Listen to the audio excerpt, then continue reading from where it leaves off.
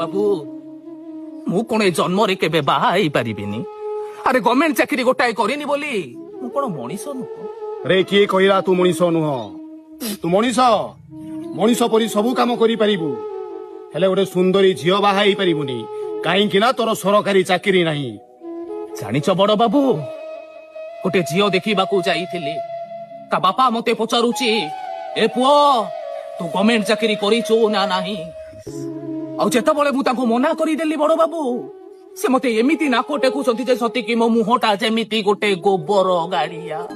ଆରେ ଖାଲି ତୁ ନୁହଁରେ, ଏମିତି କିଛି ପରିସ୍ଥିତି ମୋ ସହିତ ଘଟିଲା ବୋଲି ଆଜି ଯାଏ ମୁଁ ବି ବାହା ହେଇନି। ଏମିତି ତମ ସହିତ କଣ ଘଟିଲା ବଡ ବାବୁ?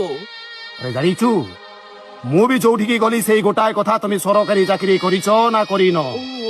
ମୁଁ ବାଧ୍ୟ ହେଇକି ନିଷ୍ପତ୍ତି ନେଲି, ଏଥର ଯୋଉଠିକି ଯିବି ଯେମିତି ଝିଅ ମିଳୁ ନିଶ୍ଚୟ ବିବାହ କରିବି। ଆଉ ତାପରେ ମିଳିଲା, ହେଲେ ସେ ଝିଅଟା କେମିତି ତୁ ଜାଣିଛୁ? କେମିତି ବଡ ବାବୁ?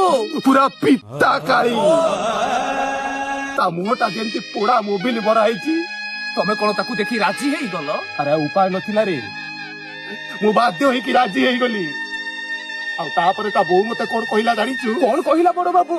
ତା ବୋଉ ମତେ କହିଲା, ତମେ ଏଇ ଘରେ ଟିକେ ମୋ ଝିଅ ସହିତ କଥା ହଉଥାଅ। ଆଉ ତାପରେ? ଠିକ ସେତିକି ବେଳକୁ ଲାଇନ ଟା କଟିଗଲା।